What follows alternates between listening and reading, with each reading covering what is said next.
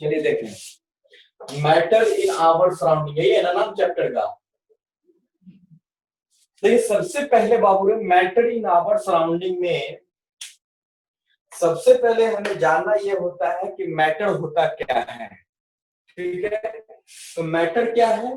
Anything that has mass and occupies space, है ना, उसे हम लोग क्या कहते हैं? मैटर कहते हैं। ठीक है, कोई भी चीज जिसका कुछ वजन हो और वो जगह ऑक्युपाई करता हो, स्पेस ऑक्युपाई करता हो, तो उसे हम लोग मैटर कहते हैं। ठीक है, तो सवाल ये उठता है कि ठीक है सर, ये मार्कर मैटर है बिकॉज इसका कुछ ना कुछ वजन होगा, ये स्पेस ऑक्युपाई कर रहा है, ये बोर्ड मैटर है ना, ये सब क्योंकि इसका वजन है और ये स्पेस ऑक्युपाई कर रखा है, तो ये मैटर है। सर क्या एयर मैटर है?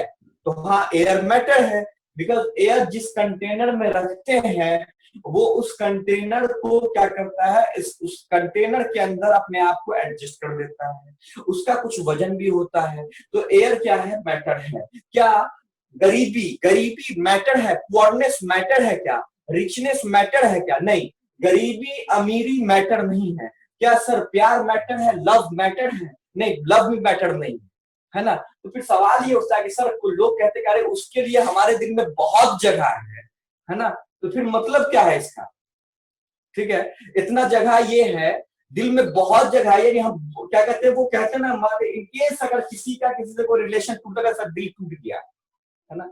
तो अब क्या है कि सर अगर लव मैटर नहीं है ना, तो फिर ऐसा क्यों होता है? तो वो चीजें जो आपकी फीलिंग्स है उसको आप अपने घर में रखिए, है ना। केमिस्ट्री वो नहीं कहती कि ठीक है आपका दिल टूट गया या आपके दिल में बहुत जगह है, तो प्यार तो जगह ऑक्युपाई कर रहा है तो मैटर होना चाहिए, नहीं। वो केमिस्ट्री कहती भाई साहब वो आपके दिल में जगह है, वो अपने अपने घर में रखिए, ठीक है। लव कोई मैटर नहीं है। सवाल ये उठता है कि सर लव अगर मैटर नहीं है, क्या ब्यूटीफुल स्मार्टनेस खूबसूरती क्या मैटर है? नहीं, वो भी मैटर नहीं है ना। तो फिर सवाल ये उठता है कि सर कुछ लोग अगर बहुत खूबसूरत आ जाते हैं महफिल में, कहते हैं आपके आने से महफिल क्या हो गई, क्या कहते हैं उसको, भारी महफिल में वजन पड़ गया, है ना। तो सर कैसे नहीं कह रहे आप, खूबसूरती तो मैटर होना चाहिए था, है ना। तो वो चीज है आपकी फीलिंग्स है, आप अपने घर में रखिए, है ना। अगर मान लो किसी जिस इंसान को जिस कैटेगरी जिस जेंडर वाले को आप तारीफ कर रहे हो, सपोज दैट वो लड़कियां हैं, उसके बिना पे आप कह रहे हो कि नहीं ये क्या कहते हैं आपके आने से आपकी खूबसूरती ऐसे इसका वजन बढ़ गया, दूसरी लड़की से पूछो उसकी खूबसूरती के बारे में, है ना, वो बोलेगी हम उससे कम है क्या?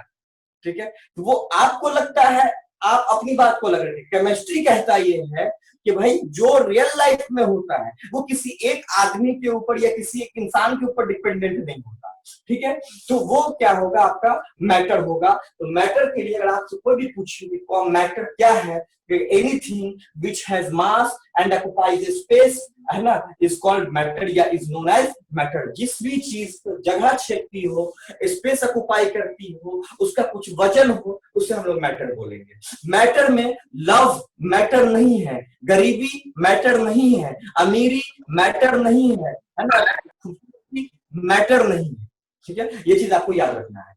अच्छा ठीक है, अगर ये चीज मैटर है, मैटर आप समझ गए मैटर क्या है। अब यही मैटर से मिलकर मैटर एनाटम क्या है, मैटर में अब एक हम लोग डिस्कस करते हैं एटम के बारे में। तो आपको मालूम है atom is the smallest particles of a matter, है ना।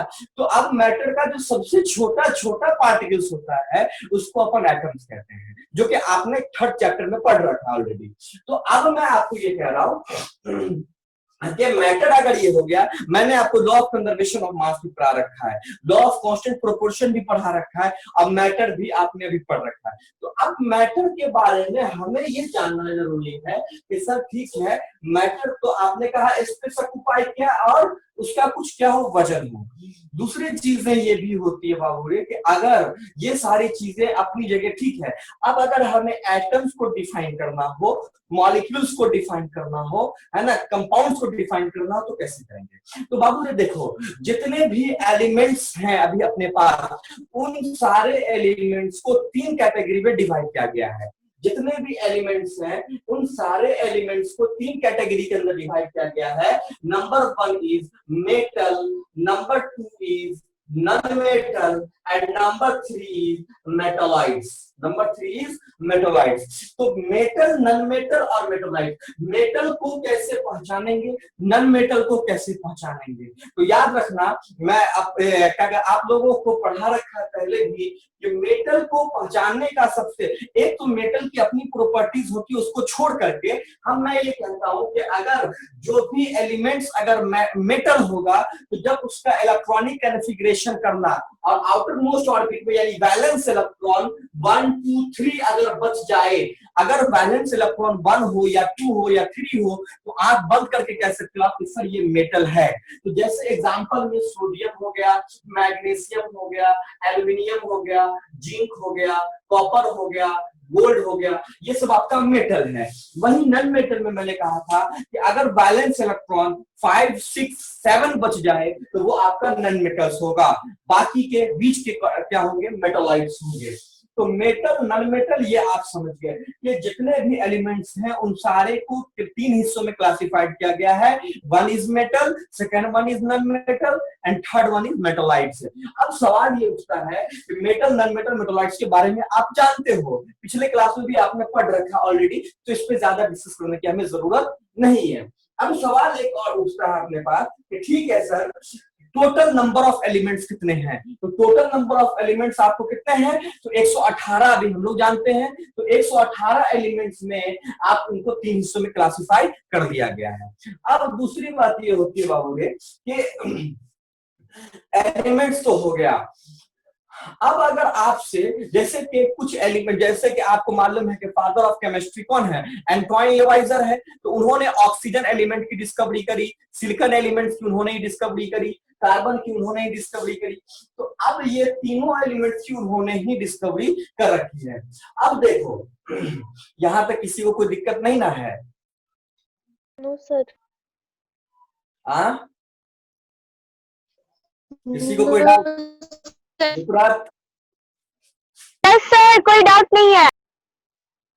ठीक, चलिए तो अब आगे ये इंटरनेट दिया जाए। तो फिलहाल आप इतना ही पढ़ करके आइए, ठीक है? अच्छा, इसका नोट्स अभी नहीं दिया हूं मैं, ठीक है? आज मैं नोट्स भेज दूंगा शाम तक, तो ले लीजिएगा। क्लियर है?